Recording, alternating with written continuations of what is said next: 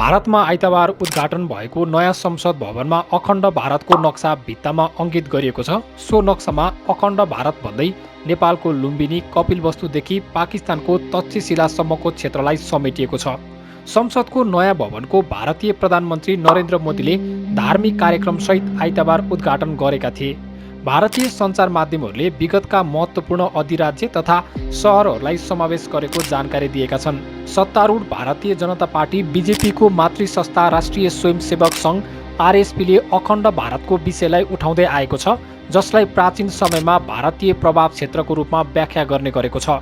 भारतको संसदीय मामिला मन्त्री प्रहलाद जोशीले अखण्ड भारत अङ्कित मुरालको फोटो राख्दै दृढता स्पष्ट छ अखण्ड भारत भन्दै ट्विट गरेका छन्। त्यसैगरी लोकसभाका बीजेपीका सांसद मनोज कोडाकले अखण्ड भारतले शक्तिशाली र आत्मनिर्भर भारत भन्दै ट्विट गरेका छन्। नयाँ संसद भवनमा अखण्ड भारत, यसले हाम्रो शक्तिशाली तथा आत्मनिर्भरताको प्रतिनिधित्व गर्छ, उनले लेखेका छन्।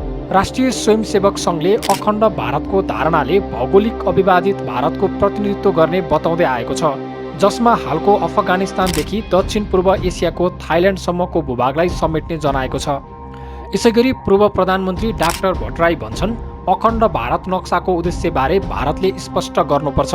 नेपाल समाजवादी पार्टीका अध्यक्ष डाक्टर बाबुराम भट्टराईले भारतको नयाँ संसद भवनमा राखिएको अखण्ड भारतको नक्साले नेपाल लगायतका छिमेकी मुलुकहरूसँगको सम्बन्ध बिगार्न सक्ने बताएका छन्। पूर्व प्रधानमन्त्री समेत रहेका भट्टराईले प्रधानमन्त्री पुष्पकमल दाहाल प्रचण्डको भारत भ्रमणको पूर्व सन्ध्यामा भारतले उक्त नक्साबारे प्रश्न पार्नुपर्ने बताएका छन्।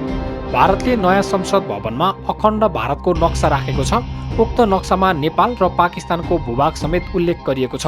नक्सामा नेपालको लुम्बिनी र कपिलवस्तु तथा भारतबाट छुटेर बनेको पाकिस्तानको तक्षशिलालाई समेत समेटिएको छ।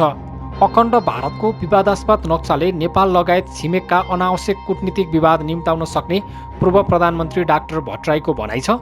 उनले निकटतम छिमेकीहरूबीचको द्विपक्षीय सम्बन्धलाई बिगार्ने र अविश्वास बढाउने भन्दै भारतीय नेतृत्वको नक्साको वास्तविक अभिप्रायलाई समयमै जानकारी दिन बुद्धिमानी हुने पनि बताएका छन्। यसैगरी अखण्ड भारतको नक्साप्रति एमाले रूपन्देहीले पनि आपत्ति जनाएको छ। भारतको नयाँ संसद भवनमा राखिएको अखण्ड भारतको नक्सामा नेपालका भूभागहरू समेत समावेश गरेको भन्दै नेकपा एमाले रूपन्देहीले गम्भीर ध्यानाकर्षण गरेको छ। उक्त नक्सामा नेपालको लुम्बिनी र कपिलवस्तुको नाम उल्लेख गरिएको छ।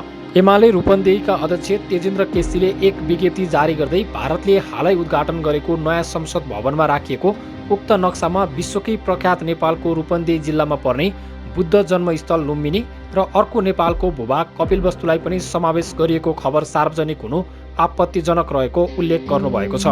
विज्ञप्तिमा यसबारे नेपालको सरकारको धारणा यथाशीघ्र सार्वजनिक गर्न आग्रह गरिएको छ। नेपाल सरकारले कालापानी, लिपुलेक र लिम्पियाधुरा सहितको भूभाग समेटेर नयाँ नक्सा जारी गरेको र सो नक्सा अनुसार नेपालको भूभाग अझै फिर्ता नआइसकेको सन्दर्भमा नेपालको भूमि फिर्ता गर्नुको साटो थप भूभागलाई पनि आफ्नो नक्सामा राखेर भारतले छिमेकी मित्र राष्ट्रप्रति देखाएको हेपा प्रवृत्तिप्रति गम्भीर आपत्ति प्रकट गर्दछौँ, विज्ञप्तिमा उल्लेख गरिएको छ। यस्ता गम्भीर र विवादास्पद विषयप्रति समयमै संवेदनशील बन्न, यसप्रति तत्काल भारत सरकारसँग आपत्ति जनाउन र उक्त नक्साबाट नेपालको भूभाग हटाउनेतर्फ ठोस पहल गर्न एमाले रूपन्देही सरकारको ध्यानाकर्षण समेत गराएको छ भनेर लेखिएको छ।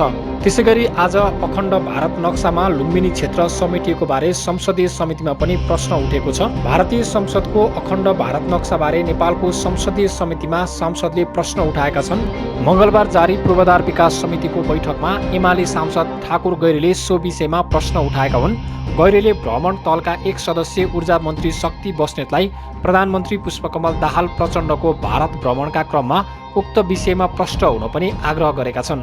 भारतका प्रधानमन्त्री नरेन्द्र मोदीले आइतबार उद्घाटन गरेको नयाँ संसद भवनमा अङ्कित अखण्ड भारतको नक्सामा नेपालको लुम्बिनी र कपिलवस्तुलाई समेटिएको पाइएको छ। सो विषयमा सांसद गैरेले भनेका छन्, यहाँ प्रधानमन्त्रीको भारत भ्रमण दलमा सदस्य हुनुहुन्छ। भारतीय संसद भवनको नक्सामा नेपालको लुम्बिनी र कपिलवस्तुको नाम पनि रहेको छ। यस सन्दर्भमा भ्रमणमा के भएको हो सरकारको ध्यान पुगोस् भन्ने आग्रह गर्न चाहे। जवाफमा मन्त्री बस्नेतले उक्त विषयमा सरकारको नोटिसमा रहेको जानकारी गराउँदै भ्रमणका क्रममा कुन प्रकृतिको हो बुझ्ने आश्वासन दिएका छन्। वास्तवमै प्रधानमन्त्री प्रचण्डको भारत भ्रमणको पूर्व सन्ध्यामा नै भारतीय संसदमा नेपाललाई झस्काउने खालको नै यो नक्सा सार्वजनिक भएको छ। त्यसैगरी भारतीय संसदमा कपिलवस्तु राखेर कुदिएको चित्रबारे प्रधानमन्त्रीले कुरा गर्नुपर्छ भनेर ओलीले भनेका छन्। नेकपा एमाले अध्यक्ष केपी शर्मा ओलीले भारतको नयाँ संसद भवनमा कुदिएर बनाएको अखण्ड भारतको नक्सा हटाउने विषयमा प्रधानमन्त्री पुष्पकमल दाहालले भारत भ्रमणको क्रममा छलफल गर्नुपर्ने बताएका छन्। अखिल नेपाल महिला सङ्घले मङ्गलबार आयोजना गरेको कार्यक्रममा बोल्दै एमाले अध्यक्ष ओलीले नक्साको विषयमा कुरा नगर्ने हो भने भारत भ्रमणमा जानुको औचित्य नहुने बताएका छन्। भारतको नयाँ संसद भवनमा काठमा कुदेर कपिलवस्तु राखियो भनेपछि मैले देखेको छैन, सुनेको हो। भारतले होइन भने खण्डन गर्यो भने वा हटायो भने वा गल्ती महसुस गर्यो भने त्यो आफ्नो ठाउँमा छ, ओलीले भनेका छन्। प्रधानमन्त्रीजीले भोलि भारत भ्रमणमा जाँदै हुनुहुन्छ, उहाँले त्यो हटाउनुहोस्, त्यो गल्ती सच्याउनुहोस् भनेर भारतसँग कुरा गर्नुपर्छ। त्यो त्यति कुरा गर्न सक्नुहुन्न भने भारत भ्रमणमा किन जाने?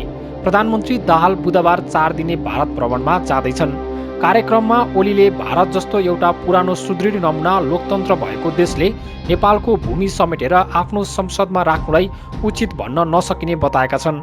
भारतीय प्रधानमन्त्री नरेन्द्र मोदीले उद्घाटन गरेको अखण्ड भारतको मुरालमा नेपालको लुम्बिनी र कपिलवस्तुलाई समेत समावेश गरिएको छ।